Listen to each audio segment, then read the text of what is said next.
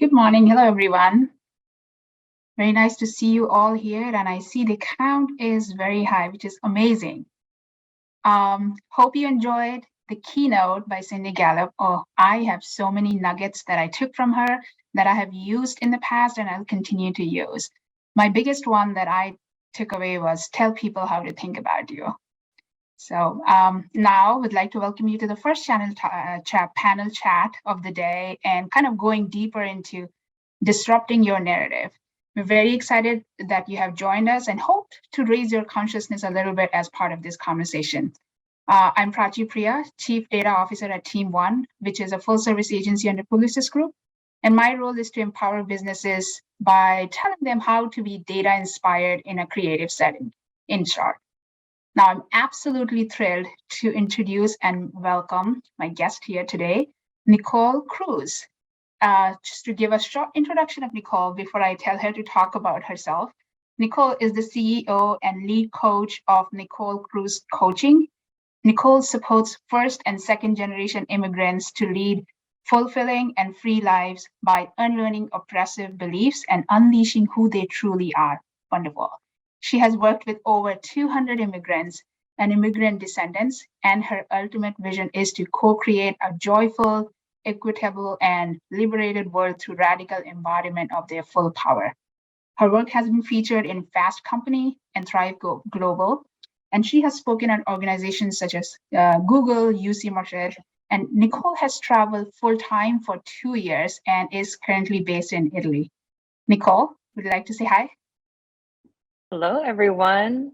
Wow, we got to follow Cindy. I love it. I love the energy from her talk. I'm super excited to be here, coming to you all from Bologna, Italy right now. That's amazing. Feel free to post appropriate comments, insight, or questions as part of this chat, and we'll try to address as many as possible throughout the session. So let's get started. Yeah. So what are we talking about? Yeah, we're talking about the stories we tell about ourselves can shape our identities, experiences, and sometimes also set the limit for what we can achieve. So today we're going to talk about how to disrupt your narrative and hope this conversation can open your hearts and minds today and allow you to take action from something you learned. Nicole, let's start with your story. Tell us more about you. And how did you go from being an insurance to being actually a life coach? Yeah, so my narrative for a long time was the good immigrant daughter. So I'm the daughter of Filipino immigrants. I actually immigrated to the US in my mom's womb. She was in her third trimester of pregnancy. And I'm also the eldest of all the grandchildren. So naturally, I was given the role and identity of caretaker, peacekeeper, role model, the responsible one, the smart one, the quiet one. And, I embodied these roles. They gave me purpose. They motivated me to achieve a lot, a lot, a lot. And to show that, my parents' sacrifices were worth it, right? And so I followed the formula, the good immigrant daughter formula of, good grades, good school, good job, good life, up until my early 30s, when I actually looked up and realized, oh, I followed the formula and I'm not happy. Mm-hmm. And then I would feel shameful about not being happy about the life that my parents had worked so hard to give me. Because, it wasn't that bad, but really I realized something had to change. And so I allowed myself to disrupt this good immigrant daughter narrative that I was living under for a long time. And so along with my partner in 2016, we decided to leave our jobs. I had an 11-year career at that point in health insurance, and I left a 6-figure corporate job. I downsized all my belongings to a carry-on suitcase. We set off to travel the world. We traveled the world for a little over 10 months. We went to over 20 countries. And it was the first time in my life that I allowed myself to do whatever I wanted, to not be beholden to anyone's expectations, to not report in to any like white boss who was looking over my work. And taking a line from what one of my clients has said before, it's like I unlocked a whole new level of a video game. I'd just been playing in this like one level, and I unlocked this whole other world and level. Yeah, I couldn't unsee what I saw. I couldn't unexperience what I lived. And I made a promise to myself to live by a new narrative, to live fully, to live full out. And that applied to my career also. So that meant not going back into health insurance, not going back into a 9 to 5, and really pursuing a career that I loved, that I could be masterful in, where I could really help people, and all the things that I loved doing already and I would naturally do and did for free, like helping others reach goals, creating safe space for others, all fell under this umbrella of life coach. But life coaching, that's not a cure that Asian people pursue, right? That's not an Asian impressive career. But instead, again, going back to my commitment of living fully and having a career that would allow me to, I didn't follow what I would normally do, which would be get certified, get the degree, get all the things, and then do coaching. I just let myself try it.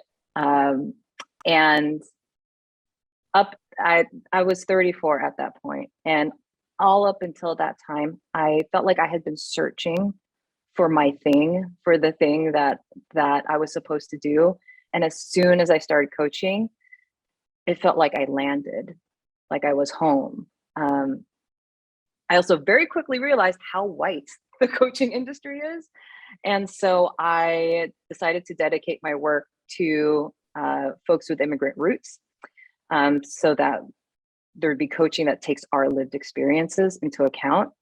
And that was in 2019. And over the past 3-ish years, I've worked with, over 200 folks with immigrant roots, to really support them in releasing the narratives they've been operating under so that they could live full out and live liberated. Wow. So full on disruption of the trajectory I was on. Yeah. You have really broken the narrative.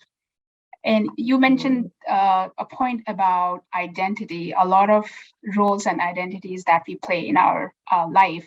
And I can totally resonate to that as being Asian too, the expectation that you have from your parents. And it's typical. I'm Indian, so if you're not a doctor or an engineer or a lawyer, you are a failure. So when we tell our parents, like, I want to be in advertising, and first they don't understand what that means, and then they try to stop you from being in advertising. So we have all gone through that. And I think also, I would also say that your surroundings and things that happen around you become a part of your identity. So we were the only Indian family in a completely white neighborhood, and kind of be a member of the other. It puts a lot of pressure on you just to kind of prove that, yep, we are assimilated. So we can do all the things that you're doing, but we have our own culture, and we'll do all of that in private. So, and when you get asked all those stereotypical questions, do you still ride elephants in India? Oh, do you really have cars there? Or those all become the part of your identity, and you limit yourself, your oppressive limit that we put on us. So my next question to you is, how do you release the roles and identities that you hold on to? Like, what's the secret formula here?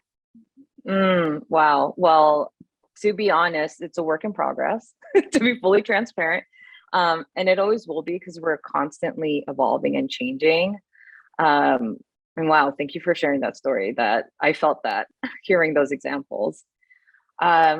First, I want to invite you all, what I had to do was become aware of the roles and identities that have been placed on you.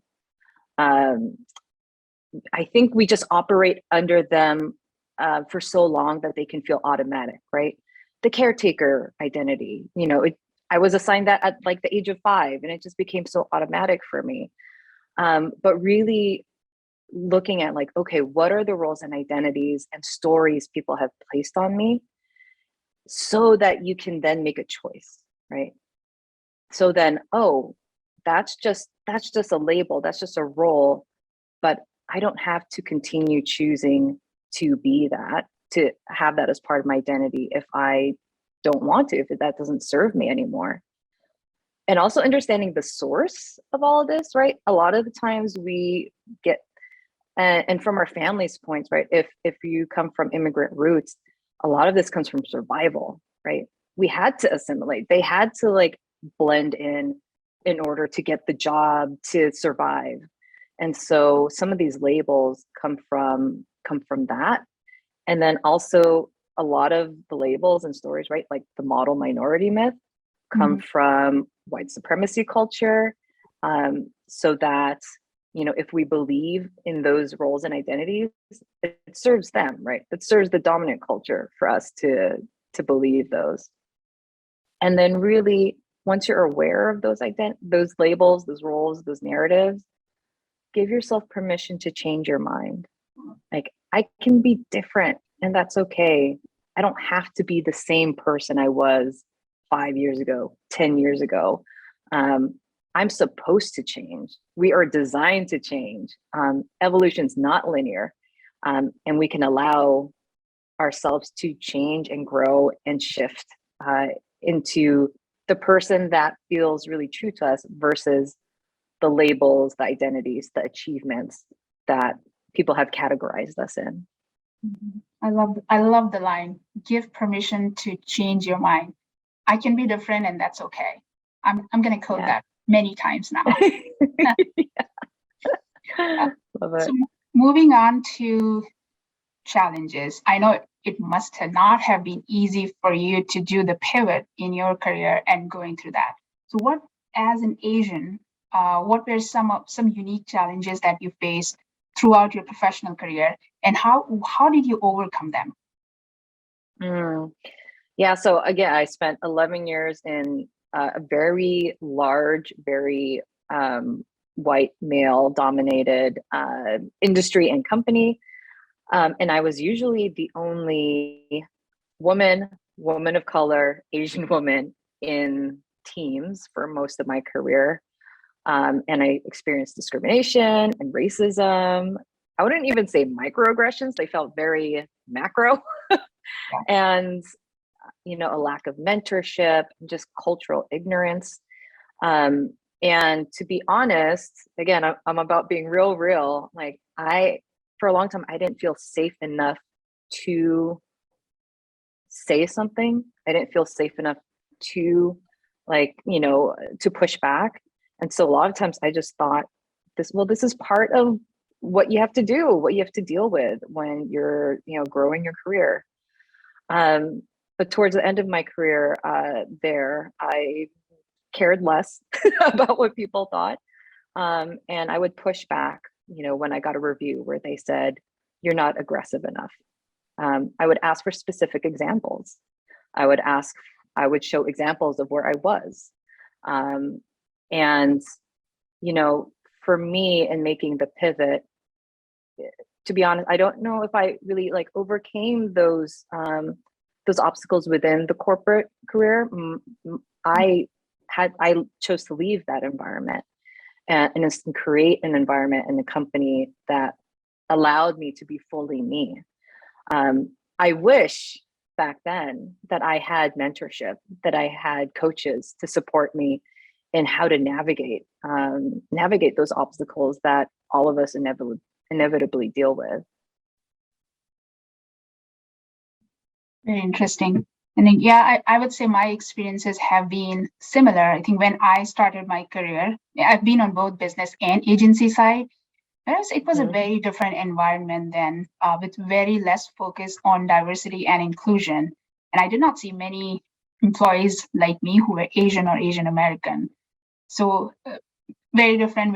The whole myth of model minority was at its strongest at that time, where it just kind of perpetuate a narrative where you say if you're Asian, you'll be either in IT or you have to be a genius. And especially if you're Indian, people will ask me, you have to, so you good in yoga, or all you do, you guys eat chicken tikka masala, or you eat chipotle. I thought all you eat is curry.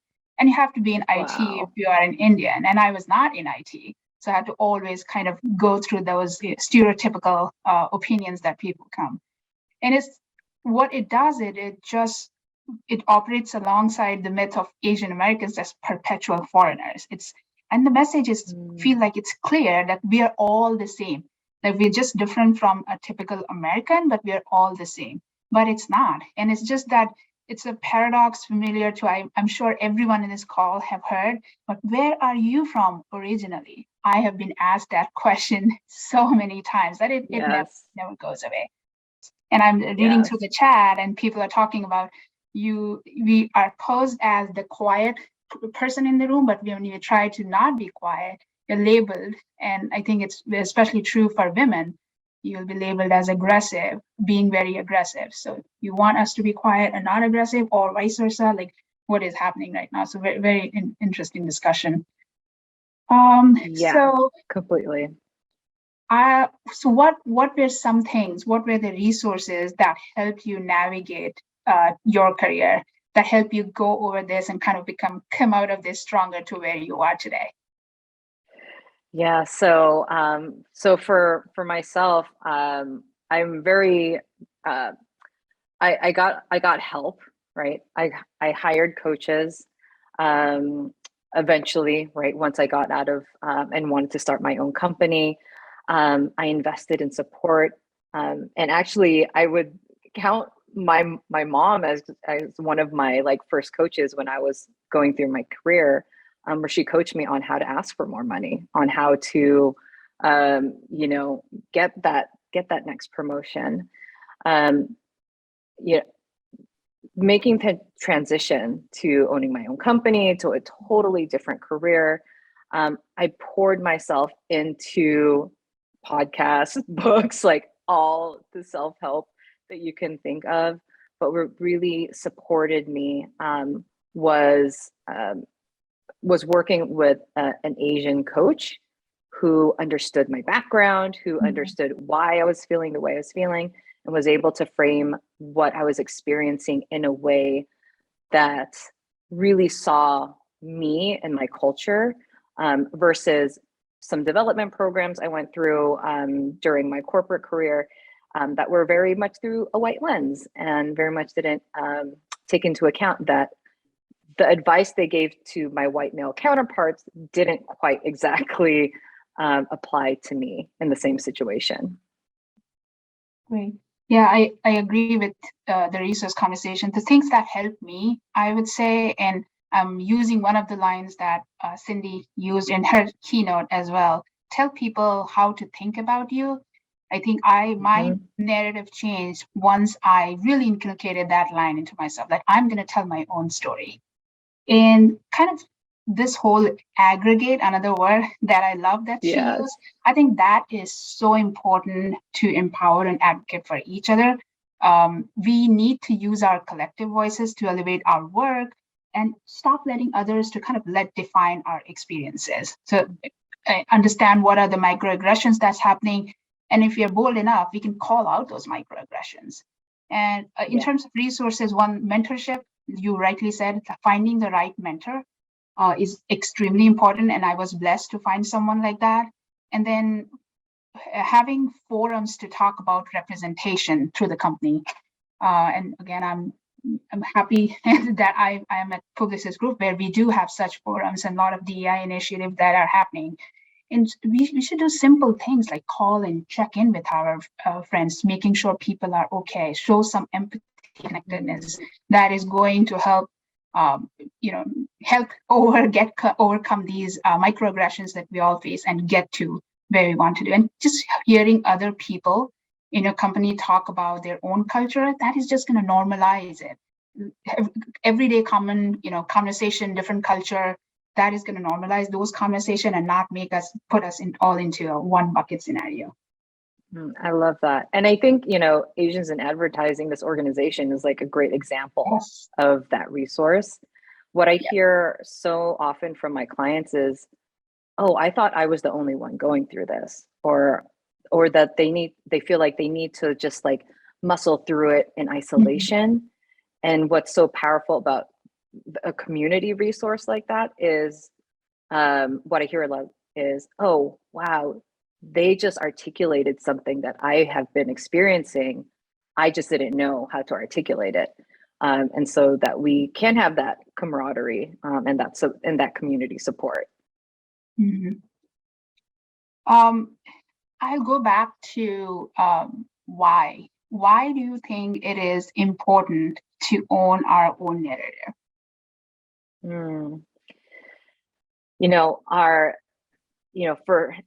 For everyone who's in advertising, right? Stories are powerful.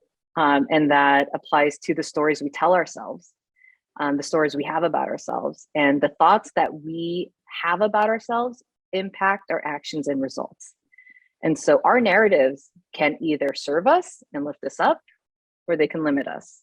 So for example, if I continue to believe this narrative that I am risk averse, I'm not brave, I'm not courageous, I'm very fearful, which was my narrative for a long time, then I probably wouldn't have quit my job, traveled, made a career change, started my own company.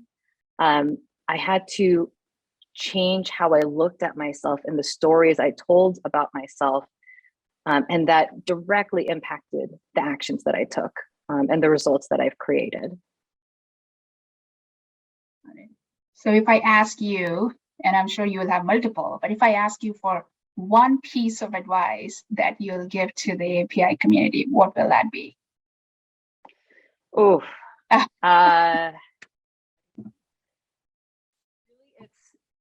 give yourself permission to change your mind, to change your story, to change your path. Again, we are designed to change. We are designed to evolve. And I think a lot of us feel the pressure, especially when, our family expects us to maintain a certain path, when our peers might only know one version of us. We kind of feel this pressure to maintain that, even though we feel inside something's different. I don't like that thing anymore. This doesn't feel like me anymore. To give yourself permission to change, even if others expect you to stay the same. I know easier said than done. And it's so powerful when you exercise your agency to change, instead of kind of feeling like at the mercy of what other people expect of you. Yeah, I totally agree with that. And kind of my life lesson has been, and that is what my advice will be to the API community, is being authentic to yourself versus how you actually want to be perceived, because then that becomes into multiple identities you play. And I'm in the journey where I want to have one identity, be it I'm a mom, I'm a wife, I am the chief data officer, all of that. I just want to have one identity and be authentic to myself.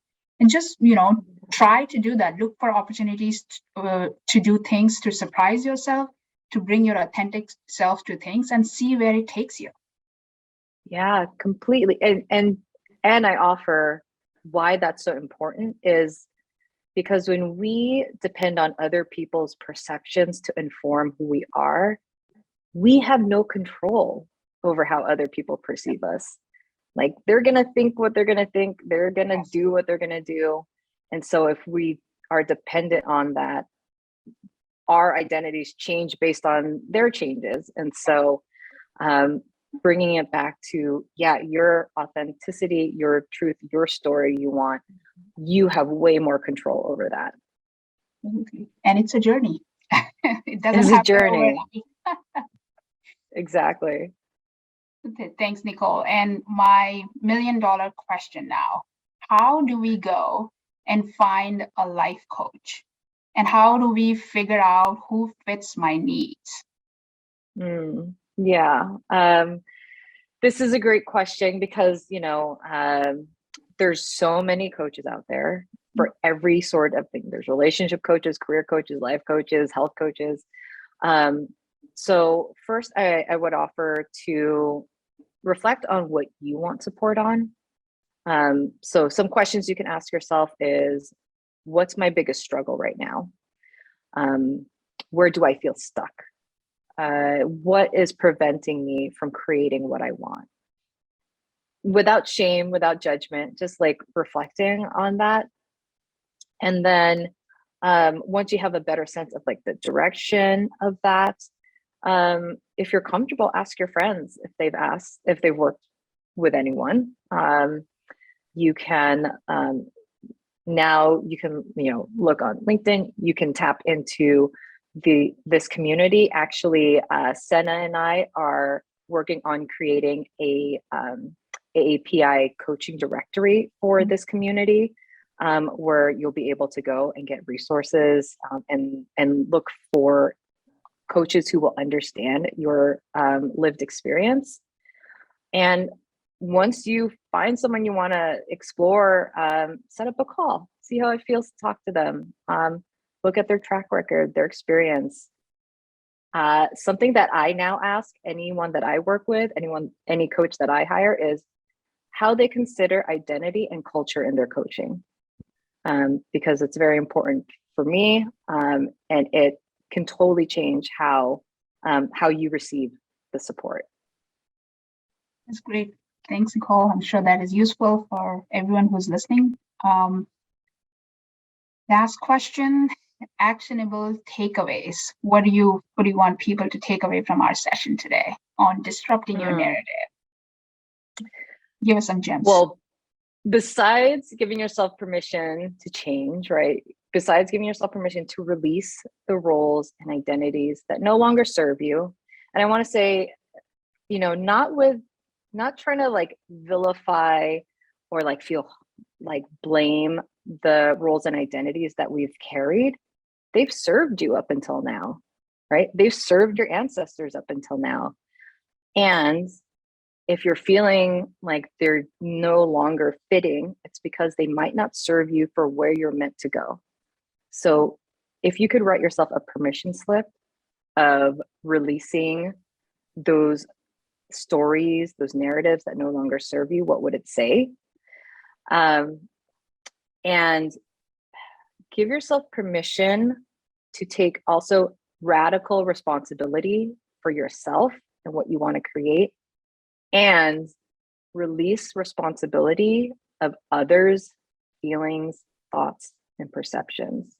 I think a lot of times we are, especially growing up, people kind of like outsource their emotions and feelings to us. I don't know if anyone's experienced a guilt trip from their parents, but where there's, maybe we hear, oh, it's because you did this that I feel this. And so, of course, we carry that and like, oh no, whatever choice I make, it's going to impact how people feel. And I want to offer that doesn't have to be your responsibility. It's actually not your responsibility. And if you release that, what would be possible? And really, my last piece of a tip to really start disrupting your narrative and exploring what that is imagine yourself as the person, as the version of you that shows up fully, that is totally confident in your abilities, the version of you that fully knows your identity. What does that version of you believe about themselves? What does that version of you believe about how they can show up in these different spaces? And how can you start embodying that person today? So, for example, really simple, imagine what that version of you would wear, right? Maybe it's a different outfit, maybe they would wear their hair differently, whatever it is. Can you just allow yourself to step into that version of you by maybe wearing an outfit that they would wear and just seeing how that feels like? allowing yourself to just explore with curiosity. What is that version of me? What is that narrative that I want to create starting now, starting here at the Breaking Barrier Summit? What is that version of me? What is that narrative I want to create? Amazing. Thanks, Nicole. I love that. I've done a couple of vision workshops as a leader where I have said, 2 years from now, where do you see yourself? And imagine that you are in that reality now, and then how will you write your story? And it's not just about your professional story, but also where you want to be in your personal. So I still remember writing before I became the Chief Data and Analytics Officer. I kind of got into, I said, okay, I was a VP of analytics at the time. And then I said, I want to be the CDO of a company, and this is what my role will be. And in personal, I still remember I said, I will be more stay here now philosophy. I'll use more of that and not be scatterbrained when I'm with my kids. And last week, I was looking at that as a vision document. Like, did I really achieve that? And I did achieve that. So there's a value in kind of putting your vision to color. And I love that you're adding also, how would I look? What would my hair look like? Like, kind of defining that moment for you it really works. So thank you. Yeah. Yeah. Because I want to offer also that version of you is already in you. Like that version of you who is, is doing that role, who is, based on Cindy's talk, maybe you've started that agency, right? That version of you is already there. And now you just get to tap into it and bring it out. Great. Awesome. Thanks, Nicole. Amazing discussion. Yeah. In Bernice, are you going to handle the Q&A? Are there any questions for us? Yes, I will ping it to you in the chat. I mean, we had a couple of questions about being introverted and how to navigate that space while activating your voice. So I'll just kind of leave it more general and would love to hear what you guys think about that. I struggle with introversion myself. Totally. That's such a great question. I'm an introvert for sure. And I think, especially if we're in workspaces where being loud and bold and whatnot is being celebrated. Something I like to offer my clients is what does it look like for you to step up, to advocate for yourself? And it might not look like what everyone else does, and that could be okay. Allowing yourself to approach it with a lot of compassion and knowing that if you're an introvert, there's actually a lot of strength in that. And how does being an introvert actually add to your value in whatever role that you're in? Instead of looking at it as a deficit or that you need to shift yourself to model what maybe other people are showing. Absolutely. Yeah, I am not an introvert. I can say that, declare that right here. But I have a lot of folks being in data and analytics. I have a lot of people on my team who are introverts.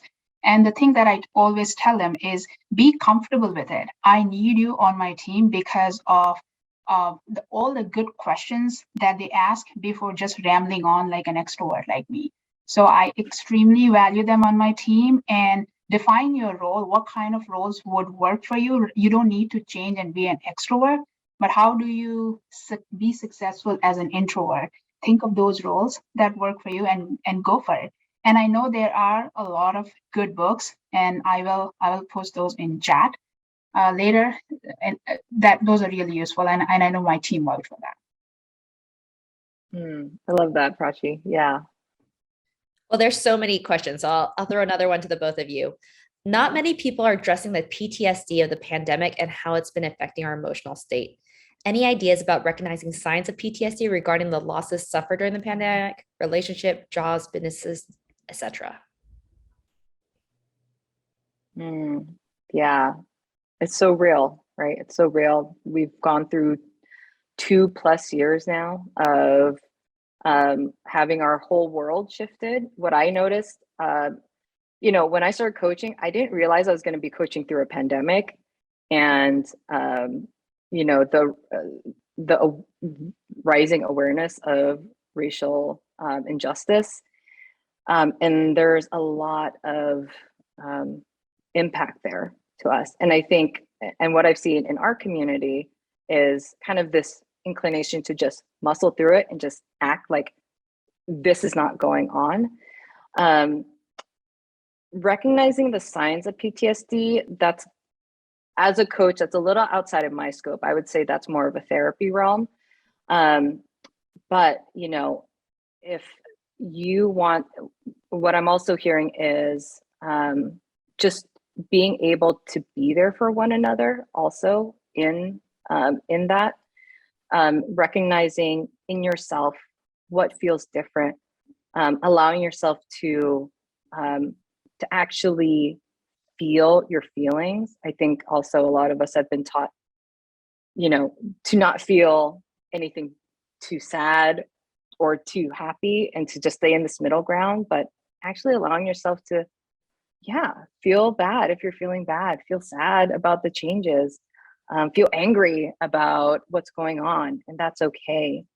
And if you're wanting to be there for others who are experiencing that, I would just approach it with a lot of curiosity, instead of making assumptions like, hey, what's going on? How can I be there for you? I feel like in my clients that has helped a lot to just have people ask them those kinds of like curious questions. Yeah, and I'll just add to that. Absolutely on point, Nicole. I'm not an expert. I'm not a coach, or but I can tell from my team perspective. What I usually do is I try to stay connected with everyone on the team, and if I see any change that is disturbing, I definitely reach out. I think showing grace and empathy, I think, has been a lot more important in the last 2 years than ever before. And yeah, I would say that is the way to go. And kind of like providing sometimes an open forum to discuss without any agenda and no judgment, kind of a conversation where you can openly talk about what's going on, and that's not going to impact what you do at work and whatnot, but at least you're able to talk. I think providing those platforms are also important. I love that.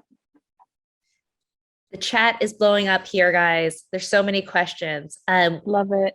Yeah, so here we have one from Aaron. Growing up Asian, I've often felt almost ashamed about asking others for help and opening up about my struggles. How would you recommend people to become more comfortable seeking coaches and advice from others? Yeah, thanks for sharing that, Aaron.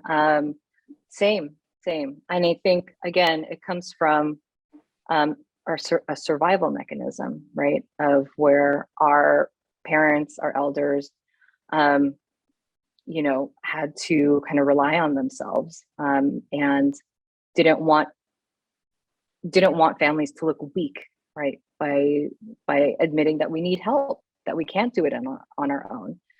And so the first step is I would, again, just going back to releasing the thoughts that might not serve us is, okay, where's that shame coming from, right? What are the thoughts that are causing that shameful feeling?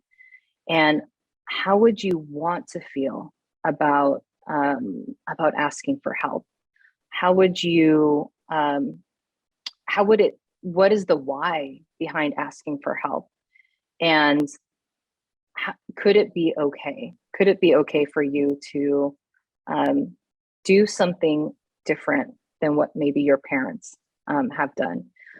What I say a lot to my clients is, we inherited the tools that our parents knew, that our parents had, and now we are of the generation where we get to learn new tools, where we get to decide like how we manage and navigate through the struggles that we experience. And so really giving yourself permission, and that it could be okay to learn new tools and get support different than maybe what your family would have done in the past.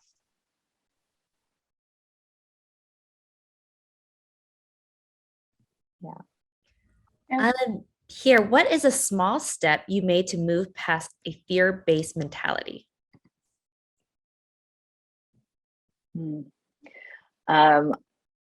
So I'll take that, Prachi, if you Go don't for it. mind. Yeah. I used to rule my life. I used to make all my choices based on fear. And the big thing that changed for me was realizing that I am not my fear.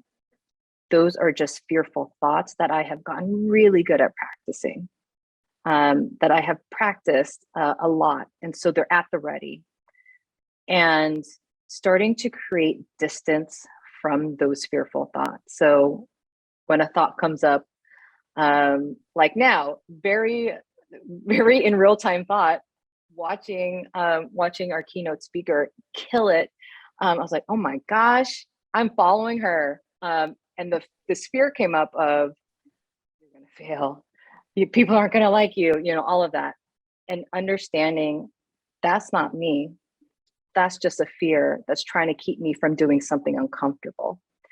And recognizing it and actually telling it, I see you, I hear you, but you don't serve me right now. And instead, I switched my thought to, hell yeah, I am in this event with this amazing woman. I'm like so fired up about that. So really creating distance, like recognizing the fear, knowing it's not you, and starting to just address it and release it. Yeah, I'll say I'm in the same boat. Realizing the fear and releasing it is extremely important. And I would say this major pivot came to me after I had kids. I have my babies. So I'm not asking everyone to go have babies. That's not the solution. But my major pivot happened when I had to be that person who is teaching them that you should not be afraid when you have to make a presentation or go talk to your friends. Like doing simple things like making a new friend is extremely fearful activity for a little kid. But when I was in those shoes, when I have to coach them, that just changed my story. So I would say in our scenario, if you don't have kids, talk to others and try to be their mentor and advice, and then kind of it just change your mindset that, yep, I can be unfearful. And when I have to teach others, you have to inculcate that in yourself. And the second thing that works for me is practice. I practice a lot. Practice gets you the close to the perfection, not perfection. So nothing comes with if you don't practice. I do a lot of practice for doing anything that is new. Love that. One final question we have from Sarah. How much would you tell someone to save up financially? And in what other ways would you tell them to prepare before embarking on travels and a career change like yours, Nicole? I love this. I got all the travel tips. You can hit me up.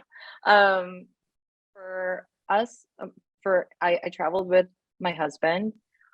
We budgeted for $100 a day to cover lodging, travel, food. So we traveled like we lived there. We cooked. We didn't, go out to eat at restaurants all the time. And we were able to make it work. So that was our budget for 2 people, and you can get real creative with that. And I have a lot of resources of how you can actually travel and stay for free in places. So I can pop that into the chat later. We prepared for probably 6 months before we left.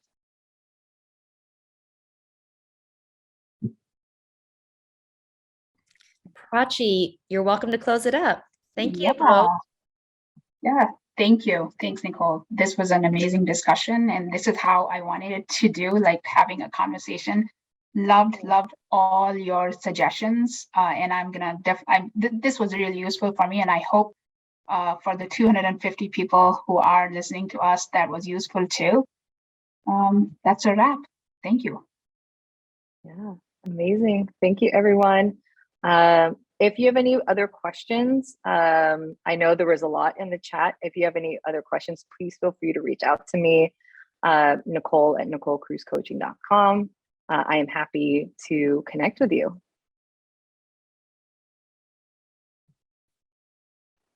Thank you. Thanks, everyone.